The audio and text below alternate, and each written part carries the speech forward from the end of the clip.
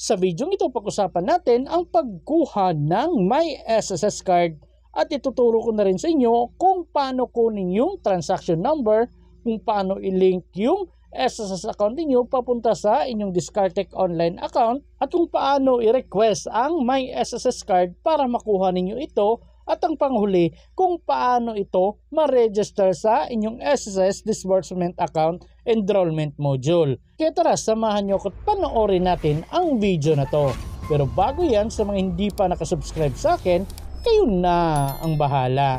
So, anong gagawin natin? Punta lang tayo sa mga search engine na ginagamit natin, kagaya sa akin Google Chrome, at pagkatapos i-type lang natin ang sss.gov.ph. At pagkatapos may makikita tayong ganito, so i-click lang natin itong create a my.sss account or login. At pagkatapos dito, i-click lang natin itong login. And then dito, ilagay nyo na lang po yung user ID and password ninyo. By the way guys, kung wala pa kayong nagawang user ID and password, may video po akong ilalagay sa description box, panoorin nyo na lang po para makagawa na kayo ng user ID and password. So kung nalagay nyo na, i-click nyo na lang po itong sign in. And then may makikita kayong ganito, i-click nyo na lang po itong get pin. And then magte-text po si SSS ng OTP sa inyo. So yung OTP na marireceive niyo, ilagay nyo na lang po dito. At kung nalagay nyo na, pwede nyo na pong i-click itong login. And then makakapasok na kayo sa inyong SSS online account. So may makikita kayong data privacy notice dito, scroll down nyo na lang po yan. At dito sa baba, i-click nyo na lang po itong I agree. At mapupunta na tayo sa homepage ng ating SSS online account. At dahil sa gusto nating mag-apply ng My SSS card, so i-click lang natin itong tatlong linya dito sa taas. At may makikita tayong ganito, so dito i-click lang natin itong services. At pagkatapos hanapin lang natin itong My SSS card. So ito pong My Square. At pagkatapos kung may makikita kayong ganito na rejected yung pag-a-apply ninyo ng My SSS card kasi meron kayong active na UMID Pay card. So hindi kayo pwedeng maka-avail ng My SSS card. So kung gusto niyo makakuha ng My SSS card pero meron kayong active na UMID Pay card, pwede niyo pong ipa-close yung UMID Pay card niyo, tawagan niyo po yung Union Bank para makapag-apply kayo ng My SSS card. Pero advice ko sa inyo, kung meron na kayong UMID Pay card, huwag na kayong kumuha ng My SSS card kasi parehas lang din naman. Kung meron kayong UMID Pay card, doon ihulog yung pera na makukuha nyo kay SSS, tapos sa My SSS card, doon din ihulog ni SSS yung makukuha ninyo sa kanya. Pero kung gusto nyo talagang palitan yung UMID Pay card ninyo into My SSS card, tawagan nyo po muna yung bangko na Union Bank para ipa-close yung account ninyo. Pero kung pagka-click ninyo ng My SSS card at ganito yung makikita ninyo, may nakalagay na contact and address information, pwede nyong i-update yan. I-check nyo pong maigi kung tama pa ba yung mailing address niyo at yung mobile number and email address. So kung hindi na updated guys, pwede nyong i-click itong update tapos i-edit nyo kung ano yung gusto nyong ipa-update. Pero kung okay naman yan lahat at wala namang problema, i-click nyo na lang po itong proceed. At pagkatapos mapupunta na kayo dito sa step 2. So dito basahin nyo na lang po lahat yan. At dito sa baba kung okay na kayo, i-click nyo na lang po itong box katabi ng I hereby acknowledge para ma-checkan. At kung may check na yan, pwede nyo na pong maklik itong I consent and submit. So i-click nyo na lang po ito. And then may makikita po kayong ganito na member.sss.gov.ph wants to use your camera. So dito pwede nyo pong i-click itong allow while visiting the site or allow this time. Basta huwag nyong i-click itong never allow kasi hindi kayo makaka-proceed kung never allow yung i-click ninyo. So pumili lang kayo dito, allow while visiting the site or allow this time. At pagkatapos may makikita kayong ganito, so mag-ready na kayo para sa pag-take ng selfie for verification. So make sure lang na nasa maliwanag kayong area. So kung ready na kayo, pwede nyo nang i-click dito sa baba yung Start Liveness. And then may makikita kayong bilog dito, so ipasok nyo lang yung buong mukha ninyo dyan. Then iti-take na nila yung picture para ma-verify na ikaw talaga yung nagbukas ng inyong SSS online account. And then kung okay na, may makikita kayong ganito na successful yung liveness verification ninyo. So, pwede nyo nang i-click itong proceed. At pagkatapos mapupunta na tayo dito sa step 3. Then, may makikita kayong sample dito ng My SSS card. So, ganito yung itsura ng My SSS card kung darating na sa inyo. So, dito i-double check nyo na lang po kung may bilog ba na ganito yung Rizal Commercial Banking Corporation or RCBC ninyo. Kasi kung wala pa, i-click nyo na lang para magkaroon ng bilog at yun yung ise-select ninyo. Dahil wala naman tayong ibang bangko na pwedeng pagpilian kundi itong RCBC lang, so pwede na tayong mag-proceed dito. I-click lang natin itong Confirm Selected Bank. And then may makikita kayong ganito na once successfully na ma-open daw yung My SSS card na galing kay RCBC, ay automatic nang makikita nyo yan sa SSS disbursement account ninyo. At kung sakali daw na maglo-loan kayo or may mga benefits kayong gustong applyan, or kung kayo ay may current na tinatanggap na pension, or may mga refunds kayo na matatanggap, automatic pong makikredit sa inyong My SSS card yung pera. For example, active na yung My SSS card ninyo, pero ayaw nyo nang gamitin ito, gusto nyo mag-transfer ng ibang bangko, pwede nyo pong ipa-terminate itong My SSS card account ninyo, tapos mag-enroll kayo ng bagong bank account sa inyong SSS disbursement account enrollment module. Pero advice ko sa inyo, kung active na yung My SSS card account ninyo, wag na kayong magpalit ng ibang disbursement account. Ito na lang yung gagamitin ninyo. At kung okay naman kayo dito, i-click nyo na po itong proceed. And then mapupunta na tayo dito sa step 4. Which is yung data sharing consent and undertaking. So basahin nyo na lang po lahat yan, then scroll down ninyo. Then dito sa pinakababa may makikita kayong box. So may tatlong box dyan kasali na itong certification. So i-click nyo na lang po itong tatlong box. Itong may mga square guys, ipang-click nyo yan para ma-checkan. At kung may check na lahat, ibig sabihin agree kayo sa lahat ng mga nandyan. So dapat basahin nyo po talaga lahat. So kung okay na at may check na lahat, pwede nyo na pong i-click itong confirm and submit dito sa baba. At pagkatapos makikita nyo na po dito yung transaction number. So ito na po yung sinasabi ko sa inyo na pwede ninyong makuha para malink yung SSS account niyo papunta sa RCBC Discartech. So mas maganda screenshot or i-copy nyo na lang po itong transaction number na nandito. So kagaya niyan, ito yung PCMW ganyan. So may nagtanong sa video ko dati kung kasali ba daw yung mga letra. So ang sagot yan, kasali po. Yung sa akin nasa 20 characters po ang nandito. Pero depende na kung ilang characters yung nandyan. Basta simula dito sa transaction number, i-copy nyo na po lahat yan. So ito na po yung gagamitin ninyo once mag-register kayo sa RCBC Discartech. So malilink na po yung account niyo papunta sa RCBC at yun na po yung pagbabasihan nila. So itong transaction number at yung SSS number yung ilalagay ninyo doon para malink. And may video na rin po akong ginawa kung paano mag-open ng bank account through RCBC Discartech and paano i-link yung SSS account ninyo. At kung okay na, i-click nyo na lang po itong done. At pagkatapos may makikita kayong ganito, so nandito ulit yung transaction number ninyo. So para daw makapag-open kayo ng RCBC Discartech na account at malink yung SSS account niyo, pwede po kayong pumunta sa pinakamalapit na RCBC na branch sa inyong lugar. Or kung hindi kayo makakapunta, pwede naman kayong mag-open through online. At may video na po kung ginawa yan kahapon kung paano mag-open ng RCBC Discartech na account through online. So ilalagay ko na lang po yung link sa description box para madali nyo pong makita. And by the way guys, magkatulad lang pala tong transaction number na nandito at sa transaction number na pinakita ko sa inyo kanina, magkatulad lang po yan. Pero pwede nyo lang i-double check. At mga ilang minuto lang may marireceive din kayong email na kagaya nito. So nandito ulit yung transaction number na galing kay SSS. So magkatulad lang po itong transaction number na ito sa naunang dalawa na transaction number.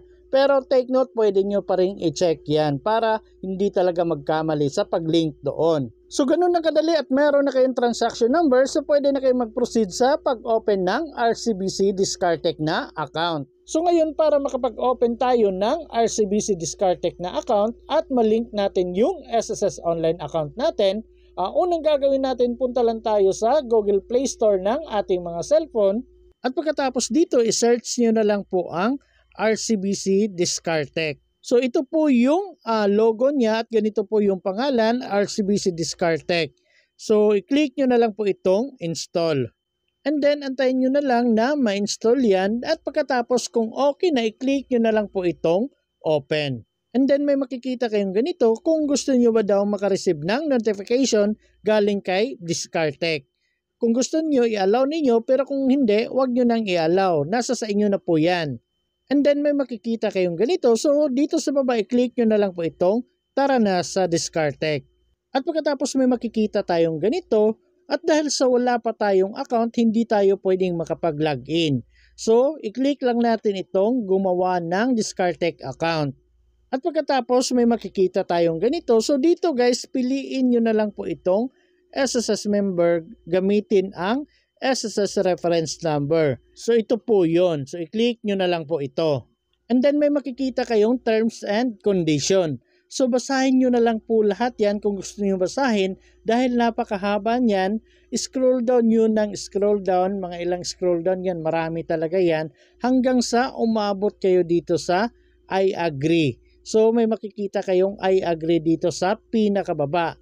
At kung sakaling binasa nyo lahat tapos agree naman kayo, wala namang problema, i-click nyo na lang po itong I agree.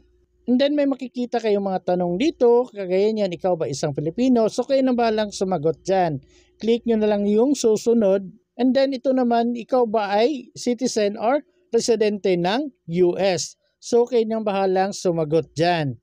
Pagkatapos i-click nyo na po itong susunod. And then mapupunta na kayo dito sa paglalagay ng mobile number. So make sure yung mobile number na ilalagay ninyo active at nakaka-receive ng text kasi magsasend po sila ng OTP. At kung okay na at nalagay nyo na, i-click nyo na lang po itong i-verify ang mobile number. At pagkatapos mapupunta na kayo dito, so kung may na-receive na kayong OTP, ilagay nyo na lang po dito. At pagkatapos mapupunta na tayo dito sa pag-take ng selfie at pag-take ng picture ng ID na gagamitin natin. So kung ready na kayo, i-click na natin itong tara na. At pagkatapos dito, pwede na kayong pumili kung ano yung valid ID na gagamitin ninyo. So merong primary IDs dito na LTO driver's license, UMID card, passport, Philippine identification, SSS ID, PRC ID, PhilSys ID or National ID, Postal ID, IBP ID. At meron ding secondary ID, yung Senior Citizen ID, PhilHealth ID, Armed Forces of the Philippines ID, HMDF ID, PWD ID, Company ID, GSIS ID, Marina ID, and School ID. So kayo na bahala kung ano yung valid ID na gagamitin ninyo. Pero sa akin, National ID yung ginamit ko, kaya ito yung i-click ko. At pagkatapos may makikita kang ganito na may konting paalala lang na madadirect ka daw sa pag-take ng selfie. So i-click nyo na lang po itong let's go. And then may makikita kayong ganito na allow Discartech to take pictures and record video. So dito pwede kayong pumili ng while using the app or only this time para makaproceed po kayo. Wag nyo pong i-click itong don't allow kasi hindi po kayo makakaproceed niyan. So while using the app or only this time lang. And then may makikita po kayong ganito. So make sure lang na nasa inyo po yung ID na gagamitin ninyo kasi pipicturan nyo po yan. And dapat ready po yung sarili ninyo.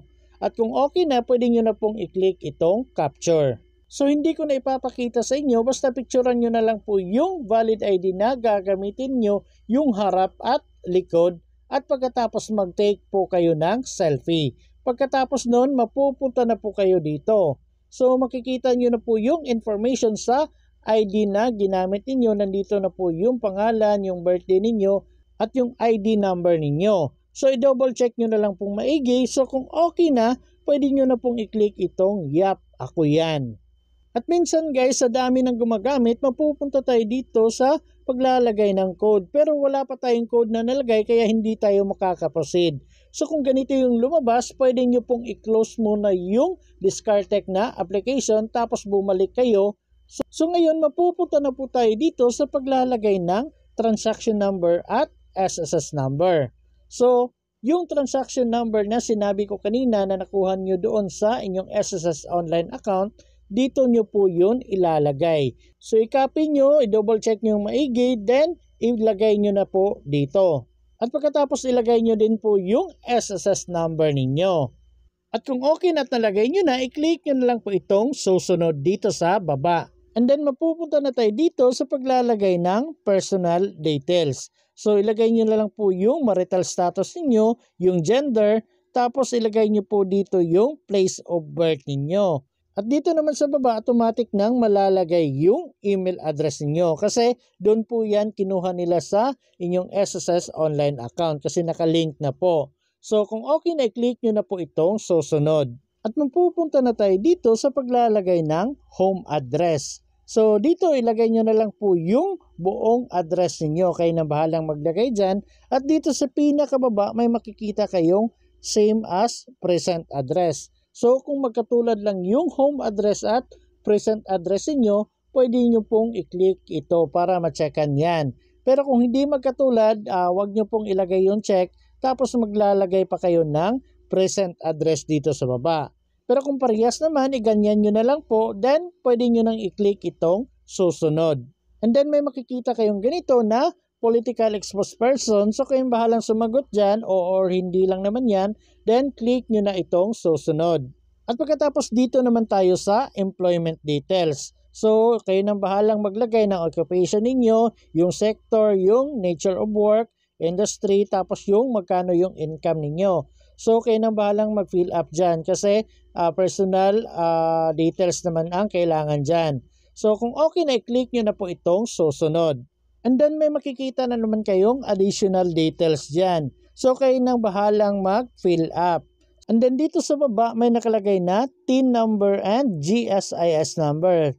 Pero may nakalagay naman na optional. So pwedeng lagyan, pwede din pong hindi. Pero yung SSS number, wag nyo na pong galawin yan. Ilagay nyo po yan kasi kailangan nilang i-link yan sa inyong SSS online account.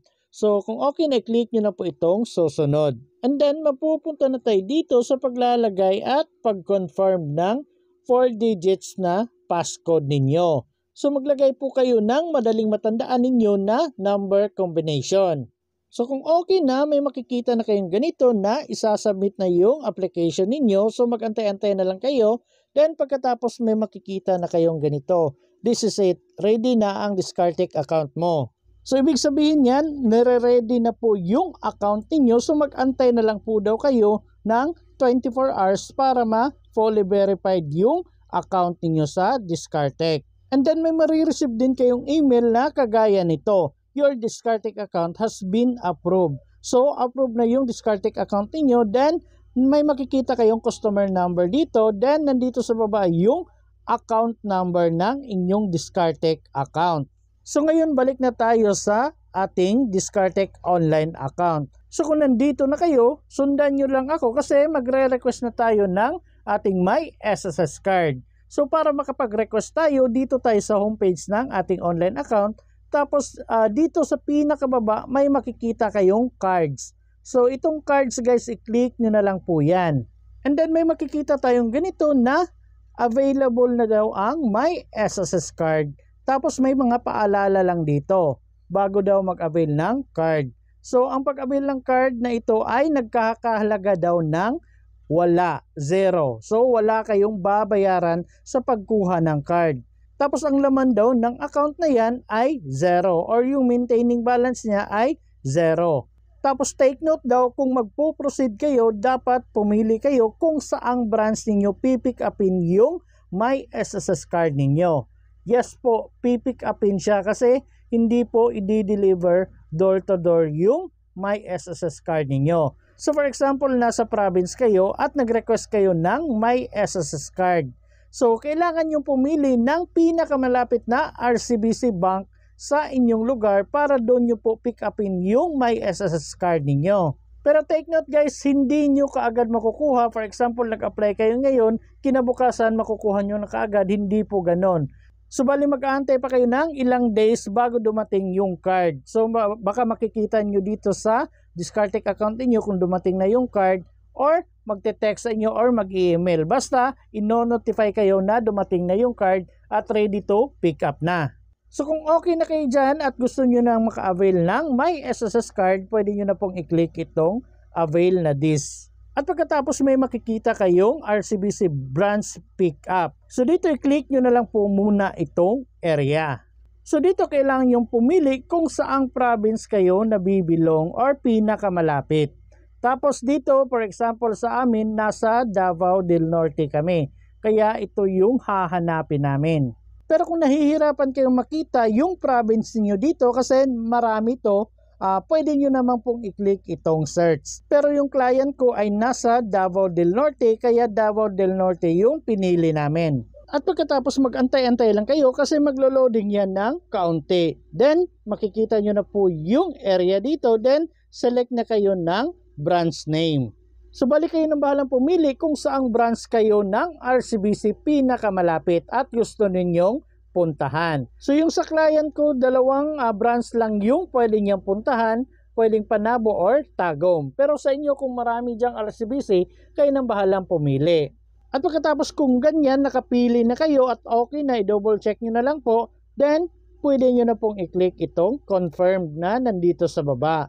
At pagkatapos may makikita kayong ganito na sure ka na ba daw sa information na nilagay ninyo. So make sure daw na tama yung nilagay ninyo na pick up area. So kung sure naman kayo, pwede nyo nang i-click itong sure na. And then may makikita kayong ganito na card payment successful. So baka magtaka kayo guys, bakit may payment successful? So may nakalagay naman dito na card amount is 0, tapos yung total amount is 0. So wala kayong babayaran. Huwag kayong mag-alala, baka may babayaran kayo. So wala po, 0 po, walang babayaran sa pagkuha ng My SSS card. Tapos nandito rin po yung transaction date and time. And dito sa baba, meron transaction details, yung product name, My SSS card. At kung okay naman na double check nyo na lahat at wala namang problema, pwede nyo na pong i-click itong nandito sa baba na tingnan ang cards. So ito po. And then may makikita kayong My Cards dito, processing na ang iyong My SSS card. So stay updated lang daw sa status ng iyong card. Makikita nyo pala yung status ng card dito. So sa ngayon yung status ng card natin ay preparing na ang iyong card, ginagawa na ang iyong card at inihahanda na for delivery. So take note po, for delivery sa branch na nilagay ninyo. So mag-antay lang kayo kung nandoon na sa branch na nilagay ninyo, ibig sabihin yan pwede nyo na pong puntahan yung My SSS card ninyo at pwede nyo na pong makuha yon. Pero dito guys, wala namang nakalagay kung ano yung mga requirements sa pagkuha, pero magdala lang kayo ng valid ID ninyo para makuha yung My SSS card ninyo. So bali mas maganda siguro kung ano yung ID na ginamit ninyo sa pag-register, dapat yun din po yung dala ninyo sa pagpunta ninyo doon sa branch ng RCBC kung kukuha na kayo ng My SSS card. So para ma-check yan, mag-login na kayo sa inyong Discartech account. Then kung nandito na kayo sa homepage ng Discartech account niyo, pwede nyo pong i-click ulit itong cards. So dito makikita nyo po yung status ng inyong My SSS card. So kayo nang bahalang mag-update niyan from time to time. Basta kagaya ng sabi ko kanina, kung nandoon na sa branch yung My SSS card niyo, pwede nyo na pong pick upin yan. At pagkatapos kung na-approve na yung account niyo sa RCBC Discartech at na-link na yung account niyo sa SSS online account, try nyo i-check ang SSS Disbursement Account Enrollment Module sa inyong SSS online account. So pag-click niyo yan, ganito na po yung makikita ninyo. So automatic na pong naka-enroll yung My SSS card account ninyo or yung RCBC Discartech account ninyo. So hindi nyo na kailangang mag-register ng bank account or mga e-wallets kung meron na kayong My SSS card. So kagaya ng client ko, meron siyang naka-register dito na GCash account niya.